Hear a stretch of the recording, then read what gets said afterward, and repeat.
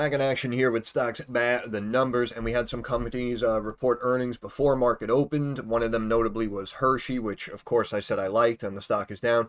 But also we had a couple of names just report earnings about 30-40 minutes ago. So I just wanted to do a quick earnings update and just check out just a handful of names and just see how everyone's reporting. So Hershey reported before market open. As we see, stock was down to 172.85 on the close, down about 4 points, 2.25%, dropping down to new 52-week lows, 171.67, basically on an EPS and revenue miss.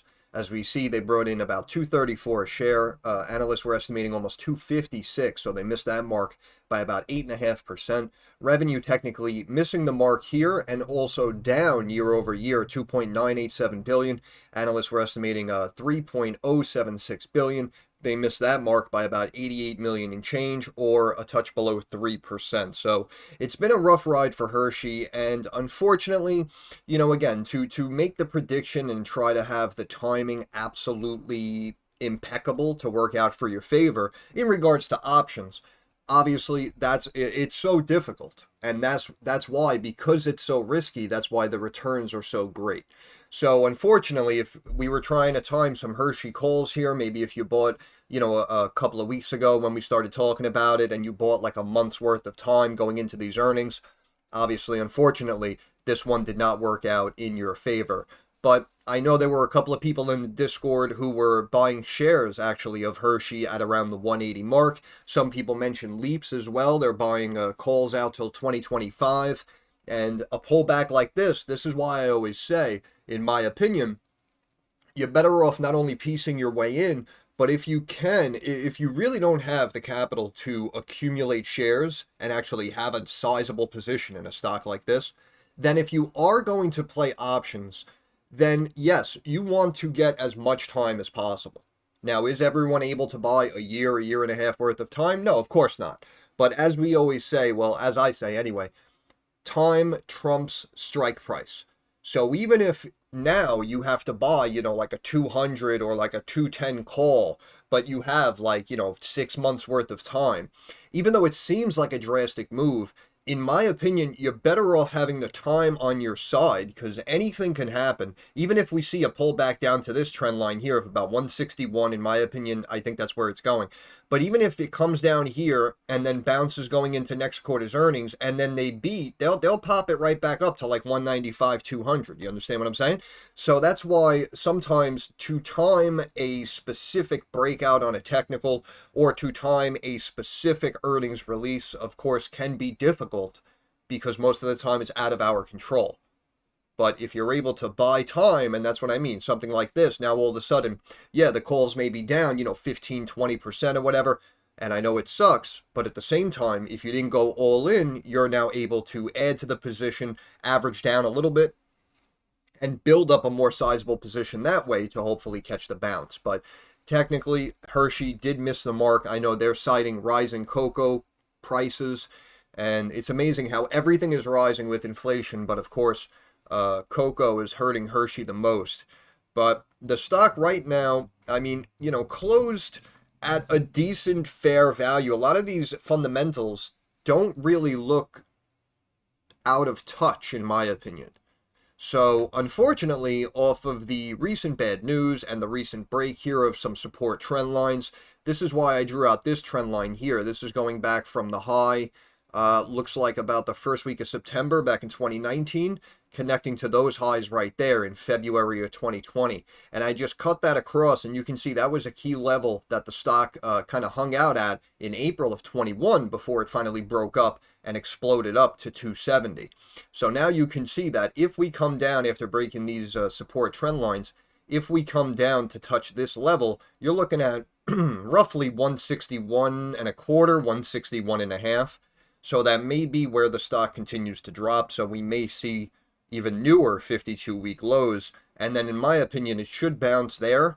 And that'll be basically right around Christmas time. It should bounce up and run up into next quarter's earnings, which is estimated for the end of January, probably early February, roughly 3 months from now. The one thing a lot of people forget also is that when these earnings are reported now, as you see, this is for the period ending September. right? So it was July, August, September. Those 3 months are being reported in these earnings here in November. So I know I was personally expecting a little bit of a rally over like this last week, not only going into earnings, but of course because of Halloween. And unfortunately, we didn't see that happen. Cocoa prices continue to rise. They're keeping Hershey, they're keeping them outside in the shed, and they're beating them up right now a little bit. But in my opinion now, next quarter's earnings, as you see, the period ending December, that's going to be October, November, December. So that's going to be the quarter that's going to take into account Halloween candy sales, anything for Thanksgiving if people buy little boxes for each other. And of course, you have Christmas, Hanukkah, and all the other holidays in there as well. So next quarter, in my opinion, probably going to be a much, much better report for HSY, but technically this was a miss. This was a slight disappointment. Market cap right now, $35 billion. They pay a healthy dividend, which again is why I like Hershey, brand name company. They consistently pay out a dividend to shareholders. We know there are worse companies to buy, but it's brand names like this. Again, people with wealth.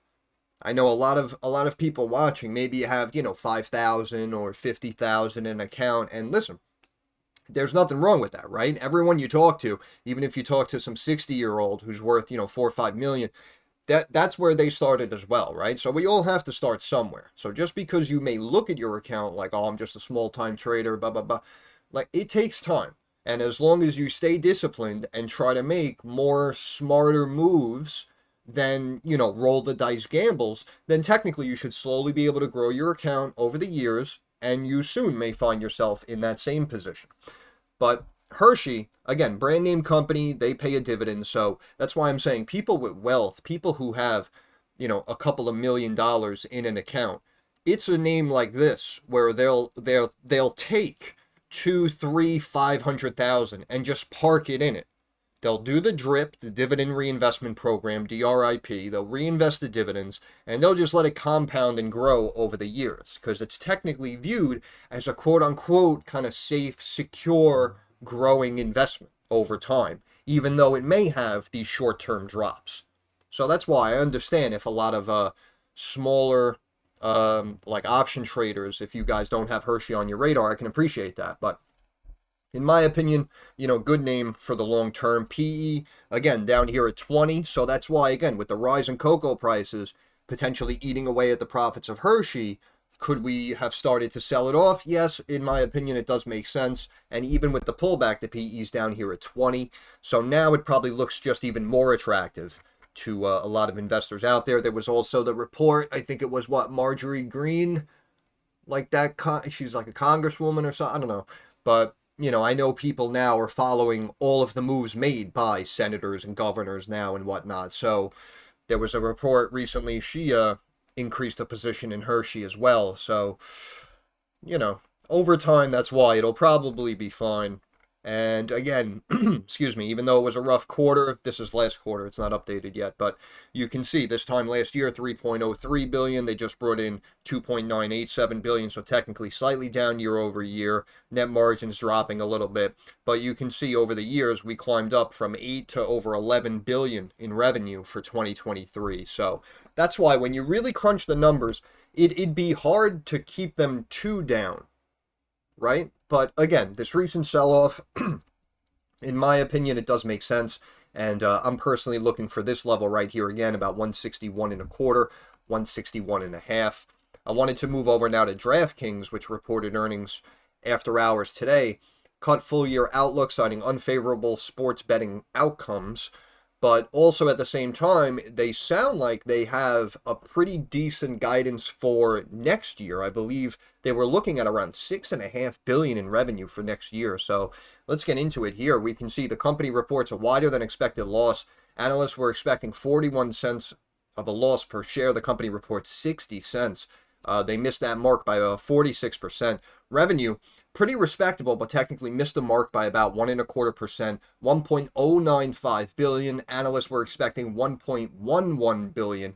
So they slightly missed on the revenue, big miss on the EPS. Stock actually looks like it dropped and almost formed a bear flag going into these earnings. And now we have a drop here of about 5.25% after hours, down to $37. So this is another situation where over the long, over the long term, we see that sports betting, of course, is a consistently growing market. People love sports betting. DraftKings, they're consistently, expanding their reach. They're putting the sports books in like every city for every sport, right? We're doing multiple updates of them teaming up with, certain teams and whatever, the NBA and all this stuff.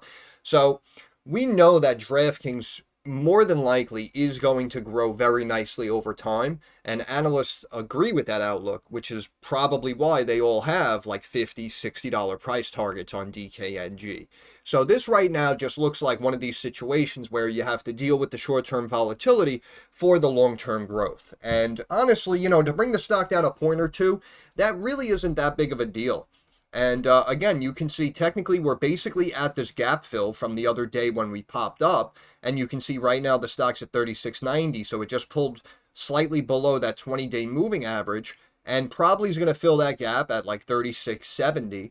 But we have this support trend line that we drew out last time from last earnings, connecting those bottoms.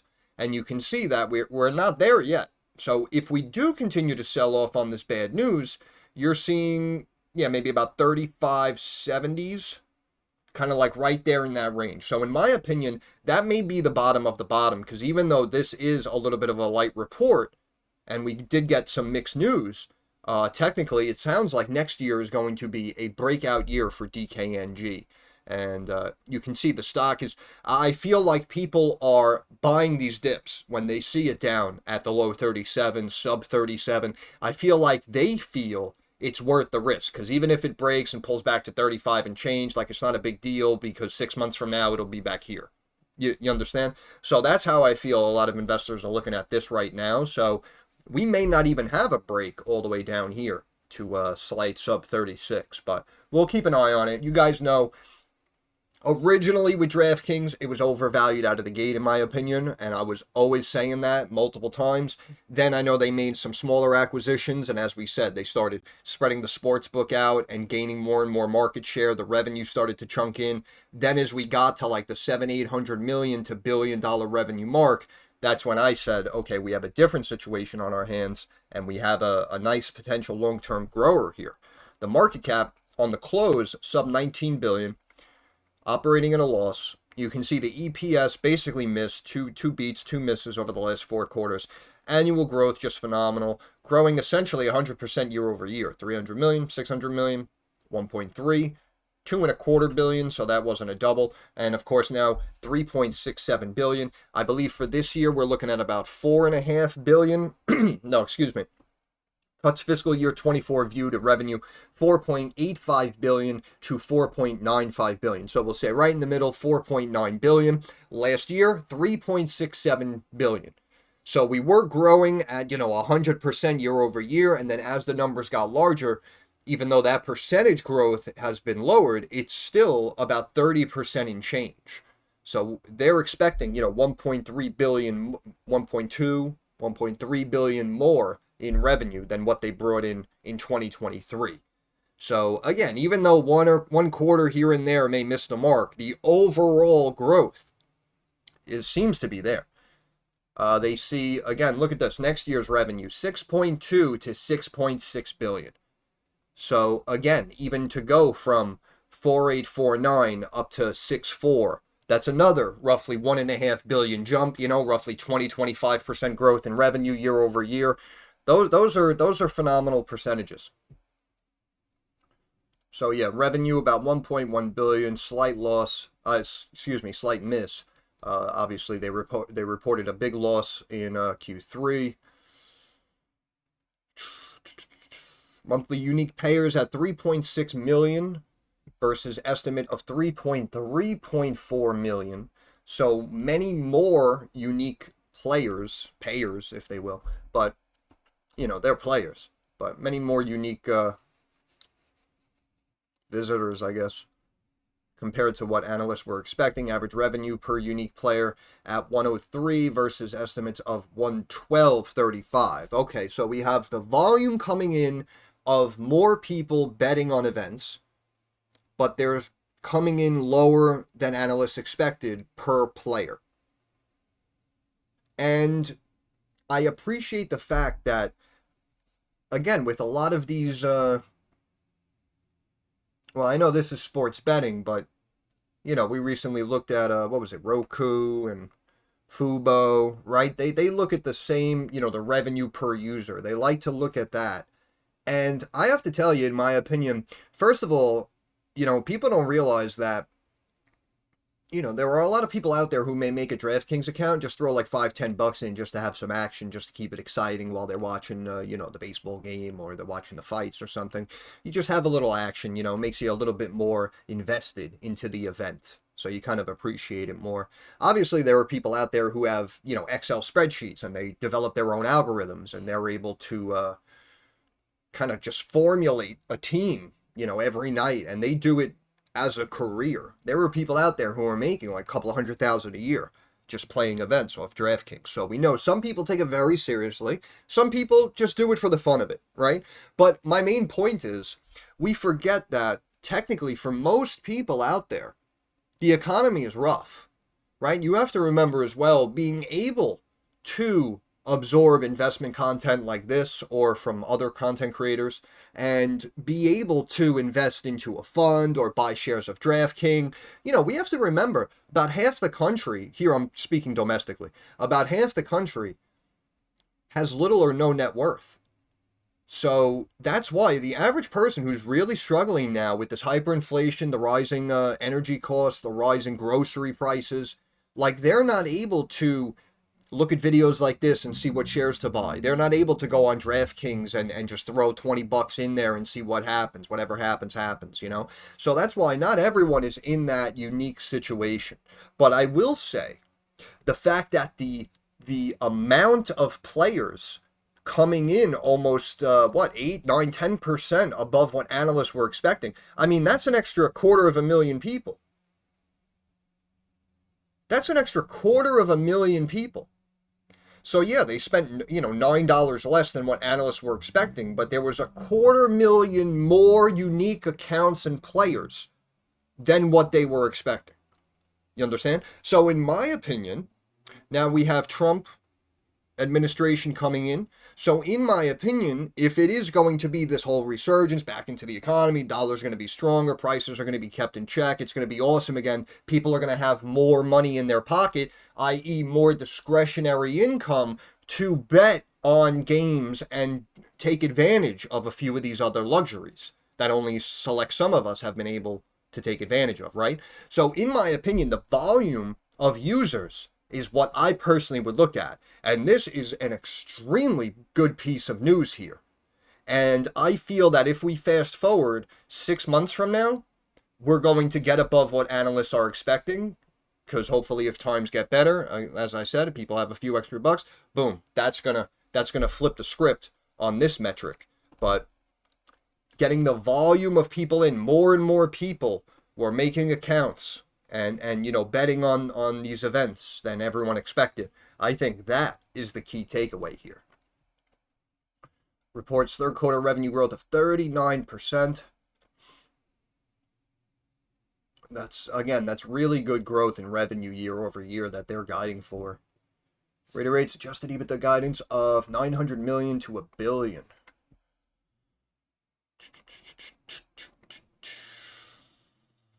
Increased $306 million.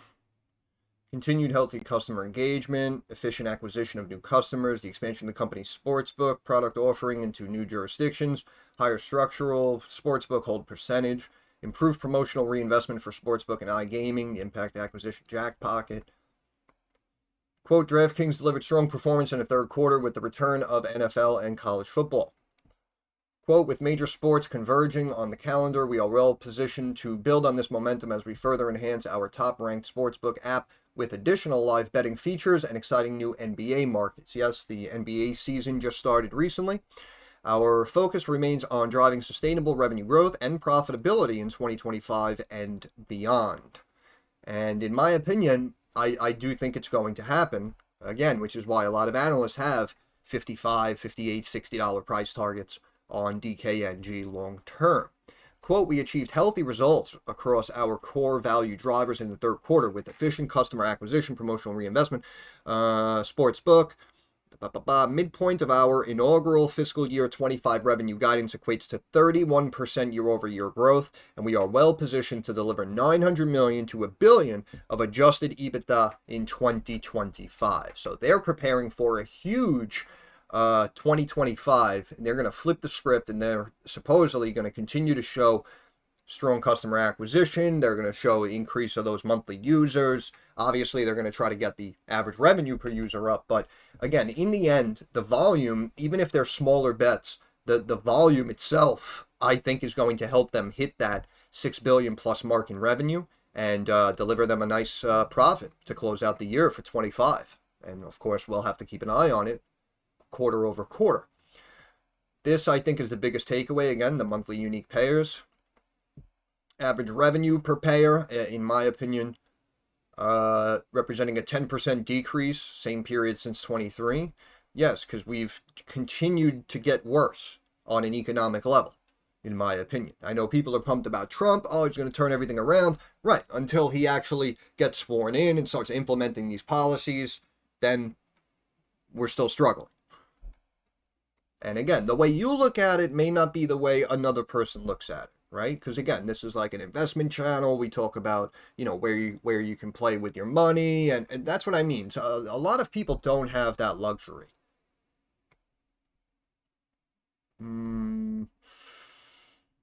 Yes, guidance. Yes. Okay. Yes. Okay, yeah, so they were originally expecting to come in above that $5 billion mark for the year, and we can see now they pulled back the range to $485 to $495 billion. So that's why, again, I can appreciate the fact that they pulled the stock back. However, looking at how much revenue they're bringing in, what they're expecting for next year, this is why I think the stock only saw about a 4 or 5% drop. Because in the short term, is it bad news? Yes. In the long term, is it really going to make a difference? And should the company itself lose value? In my opinion, no. Which is why you probably just saw, a little 4 or 5% dip. Which really only hurts the options players, right? If you bought, calls for Friday, yeah, that sucks. Anyone else, though, you'll probably be fine, in my opinion. Company now expects fiscal year adjusted EBITDA of $240 to $280 million compared to its prior guidance between $340 and $420. So yeah, that's a big drop. That is a big drop. It's about a 40-50% drop in EBITDA guidance. But also at the same time, again, they shed the total revenue by a couple of $100 million. So now, half of that, 150 and change, is going to be less profit. It's understandable. Includes all of its existing mobile sports betting. Okay. Does not include the impact in Missouri. Launch a sportsbook product in Missouri pending market access, licensure, regulatory. Okay. So trying to push it in Missouri. We'll see. I'm sure if we get the news that it's approved there, then obviously the stock will pop off that positive news. Because that's just a new demographic where we're going to have more users, right? DraftKings live in 25 states. Yep. iGaming in 5 states. In Canada now.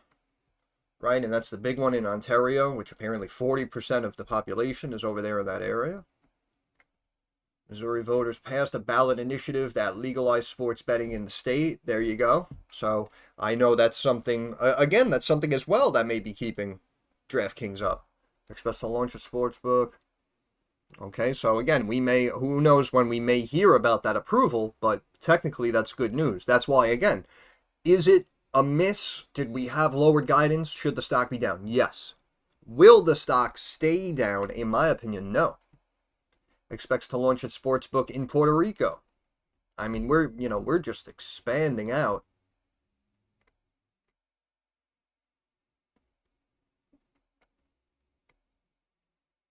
Cash down, of course. Receivables up.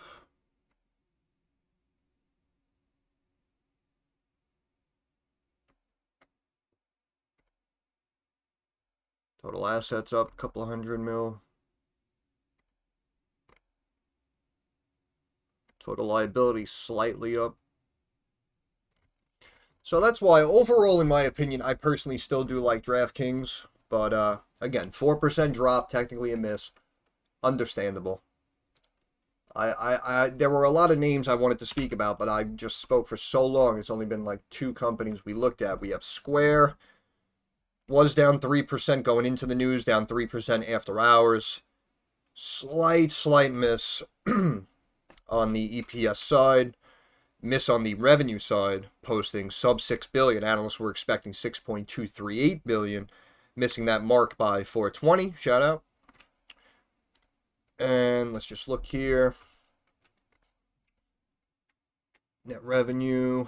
So yeah, technically was up year over year, but missed the mark. Company said it repurchased 14.6 million shares for almost $1 billion, leaving 2.9 billion available for additional repurchases under its share repurchase program. So that is a good sign. And Square, I believe, has been growing pretty nicely, but 46 billion market cap, 60 PE could be viewed as a little light. But again, I mean, the growth can't be denied here. Look at this. I mean, we essentially doubled revenue coming out of that 2020 mark, and for last year, almost 22 billion. But of course, profit margins really took a hit over those years and now bounced back to flat for 23. So I can appreciate the fact why the stock has kind of been flat for the last 12, 18 months. On a revenue to market cap comparison, I mean, we're only trading like 2.1, 2.2 times last year's revenue, which isn't too overvalued, but we can actually check some fundamentals real quick, and we can see debt actually kind of flat, and then for last quarter we jumped up to 6.4 billion, 8.4 billion in cash, so that leaves us free cash flow up as well. Positive 481 million, this time last year, 83 million, so growing very nicely. Cash rolls over debt by about 2 billion. Assets heavily outweighing liabilities in the short and long term. Equity as of last quarter up to 19.29 billion. Book value 31 and a quarter. So we're only trading about 2.5 times book, which isn't pretty high. The one thing that may be viewed as high because the profit margins took a hit is the PE itself, which is up here at 60. But again, we look at other companies with lower growing PE, something like Bros, perfect example. Stock exploded. And if you strictly look at the PE, you'll say, oh yeah, it's overvalued. But if you look at everything else, you'll say, oh no, it's growing like a beast. I don't know, it might keep climbing. So that's why you have to look at an array of all of these metrics. But again, roll over 2 billion in change from the cash, equity 19, that's 21 billion. We look at the revenue again, 22 billion for last year. I mean, that's why, in my opinion, I personally put fair value of this business only slightly below the current market cap right now, based on the financials I just looked at. I personally put fair value of this business at least 40 billion and change. And you can see market cap 46, taking another 2% hit, which is why, again, they can't drop it down too much in the numbers, in my opinion. But technically a miss, but the growth is there. So something like Square could probably flatten out and potentially beat and try to do that pop up back to like 106 right here, 108. But we'll have to see how earnings look in the last couple of quarters. EPS miss, nice beat, nice beat, nice beat. EPS miss, nice beat. Revenue miss, both miss. So now we have to see, is this the beginning of a negative trend, or are we going to bounce back, beat earnings, no problem? That's why I'm saying if they're able to beat earnings again, in my opinion, this can probably easily get back to above 100, which of course would be about a 35% move now, down at sub 75. But Square we see has been growing nicely. What about Rivian real quick? Rivian up. Q3 loss narrows, revenue declines. So Rivian has been on the down and down. We spoke about just the struggling of all these EV stocks, and of course the fact that when this got listed, it was worth, I don't know, 60, 70 billion dollars, and the company wasn't doing a freaking thing. You can see we finally started to bring in $500 million, look, 600 mil. That's why, in my opinion, the company just kept dropping, because we were overvalued from day one, so it almost didn't even really matter what the company reported. They were going to beat them up. But we can see we brought in over 1 1/3. We were kind of holding that 1.3 bill mark, miss on EPS, down to 1.2, miss on EPS, sub 1.2, miss on EPS, and now we drop back down. This seems like a big miss, because what you wanted to see, again, we know that demand could fluctuate a little bit. Anyone who wanted a Rivian vehicle, already has one, right? So they're not going to buy another one. So I understand there are multiple arguments to make with these auto stocks, but I feel like Wall Street really wanted to see them hold that $1 billion mark. And we can see that they missed on EPS again. Then revenue comes in light, $874 million. Analysts were expecting $991.5 million. So they missed that revenue mark by 117.5 mil, or roughly 12% almost. But we can see after hours, the stock, let me pull up extended hours, and we can see the stock initially dropped down to about 9.5, spikes back up to 10.5, and is now flattened out. So let's check the numbers real quick. Rivian shares, President Trump position on EVs. Yeah, that's true. The EPS has been missing, but technically it's moving up in the right direction. 10 billion market cap. For last year, 443 billion, cost them 5.4 billion to do so, though. That's why, again, this stock is going to probably stay down. And of course, you can see we got up to that 1.3, 1.3, 1.2, and we've just been consistently slipping now. And Q3, again, this time last year, 1.34 billion, they just reported 870 million. So technically, that is a really rough quarter for Rivian. Let's look at the forecast out of curiosity. Everyone's still bullish, but again, we just reported earnings, so we're probably going to hear over the next day or two about some price target adjustments. So I'm curious to see if analysts out there are going to maintain like $25, $22 price targets on this one, or if everyone's going to drop into the teens or like right around like 10, 11. So we'll see, but the bulk of them are saying to buy and hold. We have one saying sell, one giving it a strong sell. But the EPS has been an issue, and now this revenue miss. That was the one thing that was keeping the stock afloat, in my opinion. Technically beat on the yearly mark, though, on revenue, and on the EPS side as well. Well, wait, hold on. Rivian is California. Right. I keep confusing these EV companies just because there's so many of them. But we can see technically in the numbers, the equity is down about 50% from where it was about a year and a half ago. Book value was a touch below 15 a share. As of last quarter, it's down to 676. Again, these numbers will be updated soon because we just got new earnings. But just looking as of last quarter, debt went down and then jumped back up to almost 6 billion, but that's about how much cash they have. Cash flow minus $1 billion. Was minus 1.6 billion, so that's good. Short-term assets outweighing liabilities, long-term liabilities outweighing assets. So it seems like they need the revenue to chunk in now in the short term so that they don't get hurt in the long term. But again, seeing that dip back down to sub 1 billion, in my opinion, it's rough. It may get rough for them. But the cash canceled each other out, so we have equity of 6.8 billion. And if we look at last year's numbers, I mean, technically, overall, that's minus $1 billion. So that would bring fair value down to like 5.8 billion. Market cap right now, 10 billion.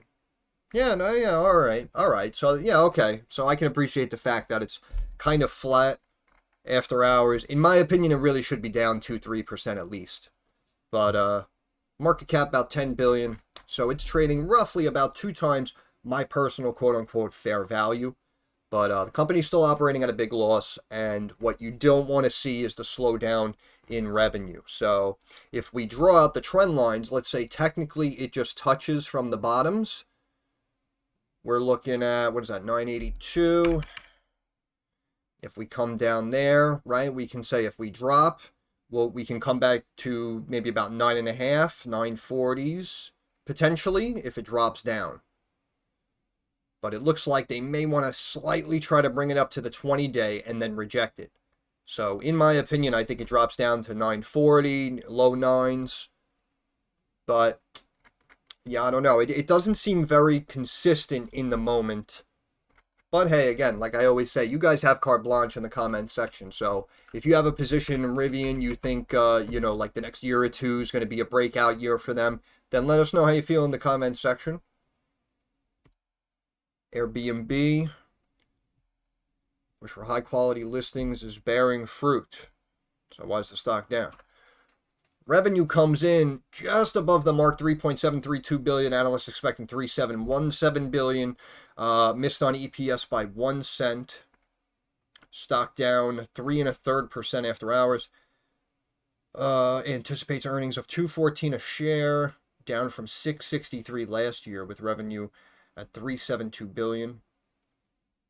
Wait. Yeah, that's for this quarter. See, that's why I hate when they add stuff like that. Like,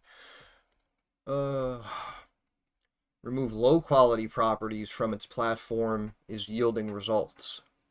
And I know that may kind of piss people off because I know a lot of people did renovations and bought, properties to do Airbnb listings. So I don't know how the average, person on Airbnb is maybe negatively affected by this move.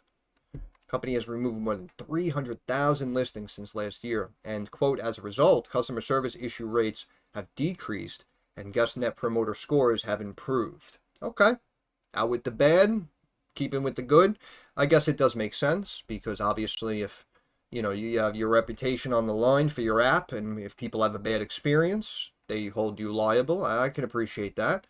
Short-term rental property is also working to make it easier for guests to find places to stay by highlighting, quote, guest favorites listings, which have been booked over 200 million times since launching the feature last year. Year-over-year, nights booked with, quote, Superhost have increased 21%, while host cancellations have fallen nearly 30%. Shares slide after hours. Demand improved through the recent quarter, especially in North America. After a slower start to the year, bookings accelerated, turning to double-digit growth by the end of Q3.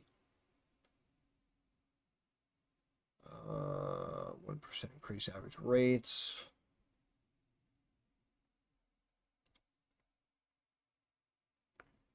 See strong demand in Q4.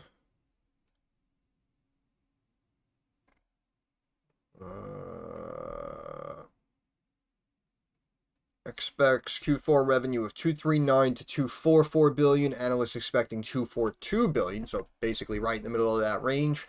So they have a decent chance, it sounds like, to come in right at that mark. Repurchase $1.1 billion worth of stock in Q3. 4.2 billion remaining in share buyback program. So over time, they're going to be adding to their position, and we can see that Airbnb recently chunked down last quarter, missing on the EPS side, runs back up into these earnings, misses on the EPS side, but this time we're only down about 3%. So we'll see if these high-raging markets continue to keep this stock up. I said, in my opinion, a while back, the stock was overvalued, and it has been pretty volatile, but it's been holding that it's been holding that $100 mark. Market cap $94.5 billion, PE down to 19. EPS really swings from quarter to quarter because we know it's kind of a seasonal stock, if you will. Revenue has been climbing, though, as of last year, up to almost 10 billion, almost half of that profits. And 3.4, and they just brought in 3.7. Yeah, so technically they're up year over year. And we can see so far for the quarters, yeah, we're up to about, like 1.5 billion in profits. Price targets all over the place here. We have, 30, 39, 47 analysts.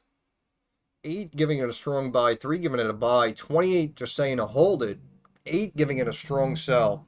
In my opinion, I do still agree with the sell side, but you do have to give credit where credit's due. I mean, the company is consistently beating revenue estimates. They are growing nicely over the years. I will say that. The profitability side seems to be an issue as of late, but overall it might not affect them too much. And I know this is like a younger people's stock, it's a name that younger people are familiar with. Meaning that if young people have a couple of thousand in an account, they'll be inclined to buy something like an Airbnb or a DraftKings because it's something they know. They've heard about it. They're familiar with it. But 94.5 billion market cap. Last year, again, sub 10 billion. So this stock still trading at roughly, 9-10 times annual revenue, which is pretty extreme in my opinion, which is why I always said that it should be due for a pullback. Debt up to 2.27 billion, holding almost 8 billion cash on hand though, so that cancels it out. Down to about, what's that, like 5.7 billion. Assets outweighing liabilities in the short and long term. Equity 8 billion. That's about 13-ish billion. We can see we're trading about 12 times book value. Fair value maybe like 22 to like 25 billion. So it's trading 4 times my fair value in my opinion.